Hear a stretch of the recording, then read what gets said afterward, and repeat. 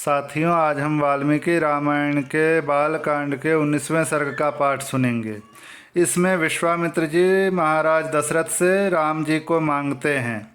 उन्हें ये अपनी व्यवस्था बताकर वे राम जी को मांगते हैं और ये राम जी के मांगने की बात सुनकर पुत्र वियोग के शोक से महाराज दशरथ मूर्छित हो जाते हैं। तो चलिए 19वें सर्ग की कथा शुरू करते हैं। श्री सीतारामचंद्राभ्याम नमः। श्रीमद् वाल्मीकि रामायणम बालकांडम 19वां सर्गः। विश्वामित्र के मुख से श्री राम को साथ ले जाने की मांग सुनकर राजा दशरथ का दुखित एवं मूर्छित होना।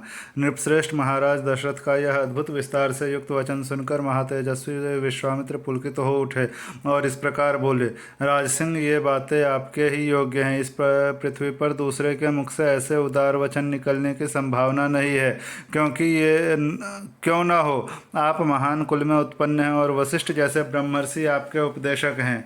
अच्छा, अब जो बात मेरे हृदय में है उसे सुनिए। नृपश्रेष्ठ, सुनकर उस कार्य को अवश्य पूर्ण करने का निश्चय कीजिए।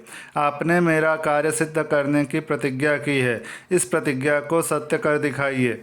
पुरुष प्रवर मैं सिद्धि के लिए एक नियम का अनुष्ठान करता हूँ। उसमें इच्छानुसार रूप धारण करने वाले 2 राक्षस विघ्न डाल रहे हैं। मेरे इस नियम का अधिकांश कार्य पूर्ण हो चुका है। अब उसकी समाप्ति के समय वे 2 राक्षस आ धमके हैं। उनके नाम है मारीच और सुबाहु। वे दोनों बलवान और सुशिक्षित हैं।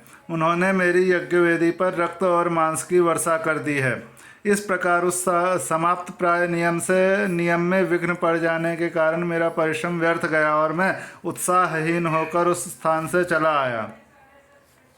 पृथ्वीनाथ, उनके ऊपर अपने क्रोध का प्रयोग करूं, उन्हें शाप दे दूं, ऐसा विचार मेरे मन में नहीं आता है, क्योंकि वह नियम ही ऐसा है जिसको आरंभ कर देने पर किसी को शाप नहीं दिया जाता। अतः नृपश्रेष्ठ, आप अपने काक पक्षधारी सत्य पराक्रमी शूरवीर ज्येष्ठ पुत्र श्री राम को मुझे दे दें।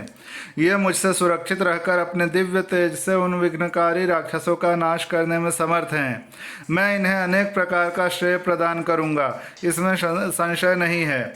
उस श्रेय को पाकर ये तीनों लोकों में विख्यात होंगे।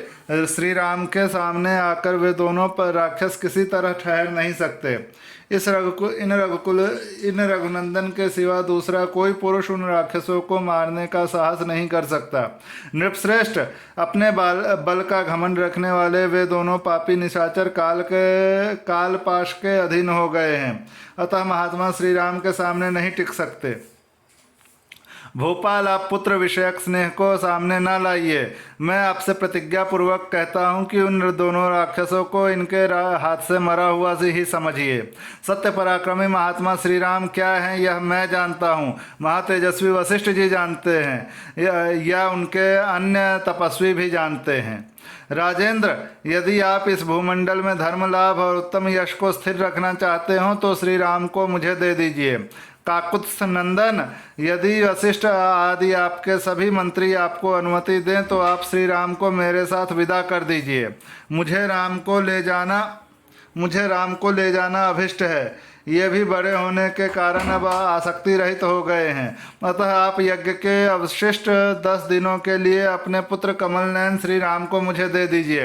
रघुनंदन, आप ऐसा कीजिए जिससे मेरे यज्ञ का समय व्यतीत न हो जाए। आपका कल्याण हो। आप अपने मन को शोक और चिंता में न डालिए। यह धर्म और अर्थ से युक्त वचन कहकर धर्मात्मा महातेजस्वी परम बुद्धिमान विश्वामित्र जी चुप हो गए। विश्वामित्र का यह शुभ वचन सुनकर महाराज दशरथ को पुत्र वियोग की आशंका से महान दुख हुआ। वे उससे पीड़ित हो सहसा कांप उठे और बेहोश हो गए।